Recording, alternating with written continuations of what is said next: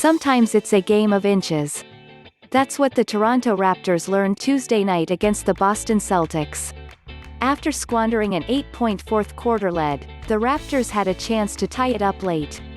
They went to their lead scorer Pascal Siakam in the final seconds, hoping to erase a 3-point Celtics lead, but Siakam's foot was one size too big. As he tried to maneuver in the left corner, his foot came down just out of bounds, allowing the Celtics to clinch a 2-0 series lead with a 102-99 victory in Game 2. None of it would have been possible for the Celtics if not for a herculean fourth quarter from Marcus Smart. The Celtics' 26-year-old wing started the game 1 for 5 from beyond the arc but came out to start the fourth quarter on fire, nailing 5 straight three-pointers to turn an 8-point Raptors lead into a 1-point Celtics advantage. "It's tough, he got 5 threes," Kyle Lowry said. "We played a well-energized game, we just didn't close it out. We just didn't finish the game defensively as we should have. It was a classic performance from Smart, one of the most hot and cold players in the NBA. I ain't never met nobody like Smart," Jayson Tatum said. "He is one of a kind."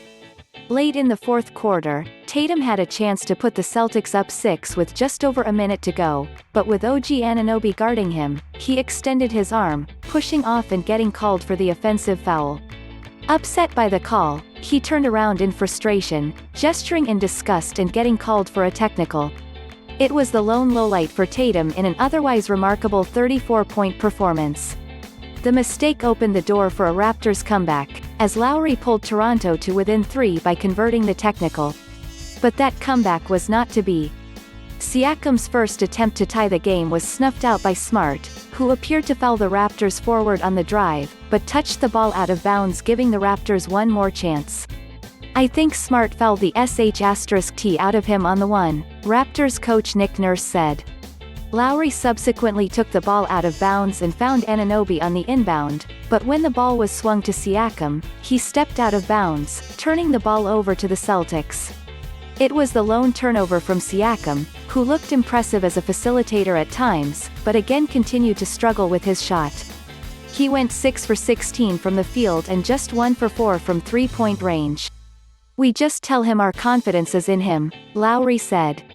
"We know how good he can be and how dominant of a basketball player he can be. He has to figure it out and play, make some shots. If he makes some shots it's a different game. He makes some layups it's a different game. It happens sometimes, it just happens. He's missing some shots that he's used to making."